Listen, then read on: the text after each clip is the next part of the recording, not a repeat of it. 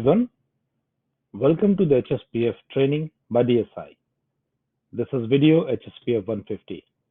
What is the basic structure of a user's control input file or a UCI file? To run HSPF, we need to provide instructions on a model structure. Those instructions are in the UCI file, and it also contains information about how to interact with other files that may have data or the other files in which the data has to be written. So let's look at a simple UCI file.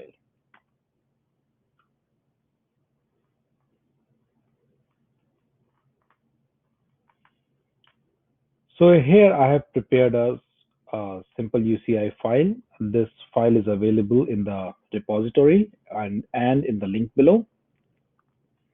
So this is just 62 lines long. And the only thing that is happening in this model, in this UCI file, is that rainfall is occurring on an impervious land, and that is causing surface runoff. That's it. So let's look at some the overall structure.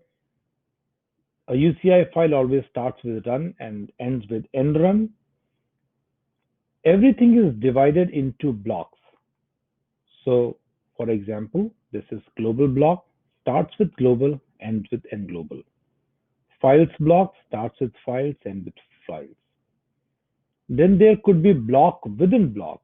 So for example, operation sequence in group, that is inside the operation sequence block. Or there's an implant block. Inside that implant block, there's activity, general information, IWAT Palm 1, and so on and so forth. And then there is ext sources block. So that's the structure of the UCI file in general. So what happens here in the global block, we talk about what time it will run from, what is the end date.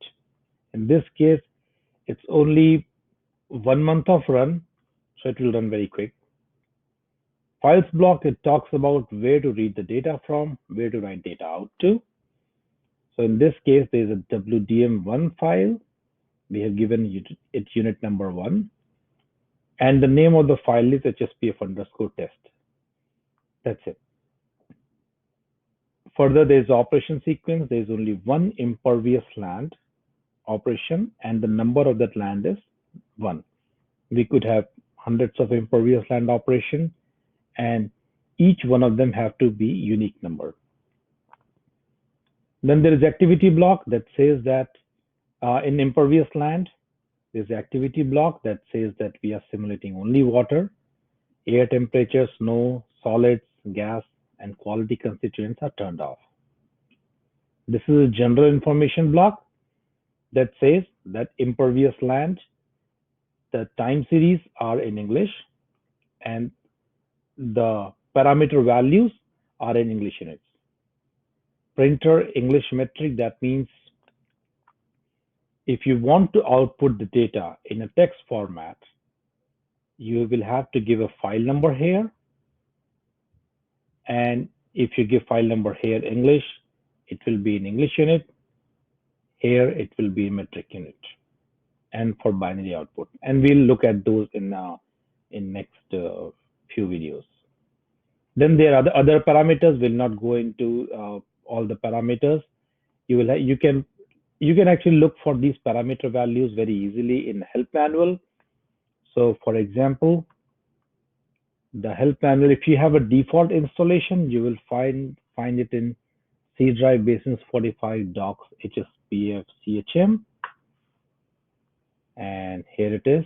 Let's say you saw the parameter SLSIR and you want to look at it.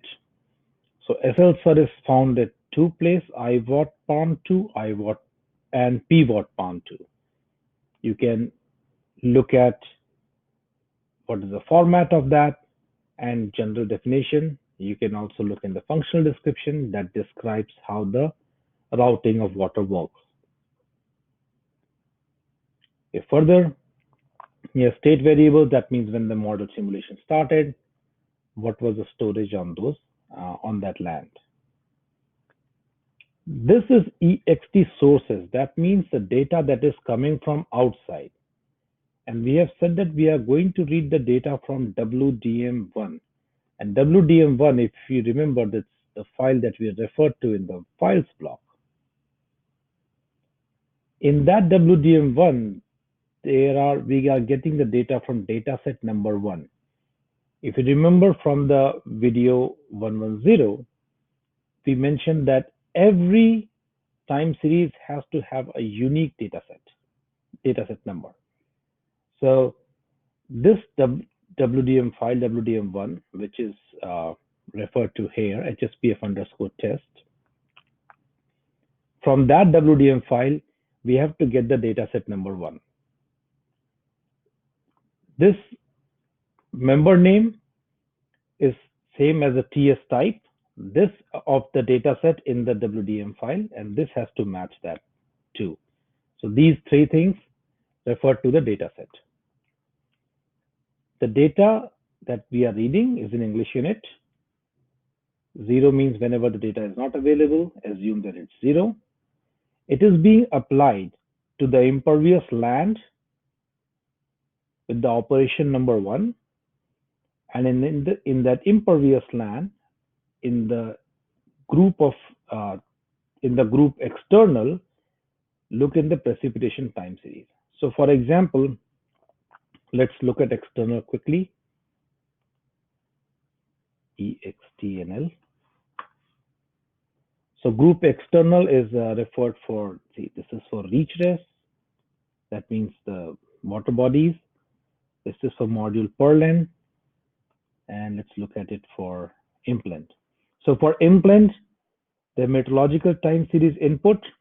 So this is the group. In that group, there is air temperature, GATMP, PREC for measured precipitation. So if you want to input the air temperature into this impervious land, this is the name that we have to use from external block. But we are using precipitation, that is PREC, and potential evapotranspiration, that is PET-IMP.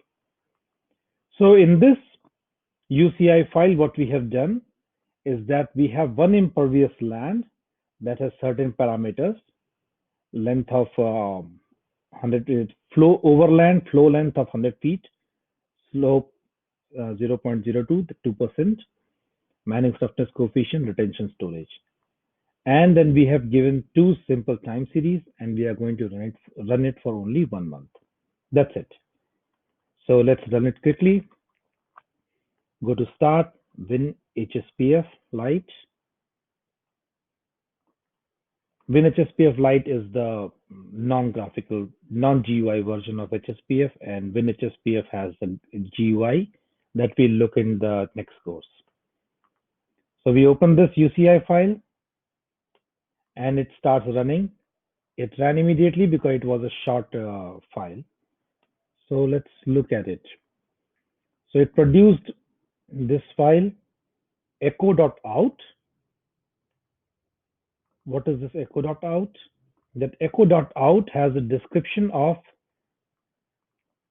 what it read from the UCI file. It has some general metadata, and it talks about what it read, what is the time sequence, everything. At the end of it, once it reads all the UCI file, then it says it's going to commence the execution. Then it's going to run the model. And end of the job means the model run completed successfully. If there is no word end of job, that means the model run did not complete successfully.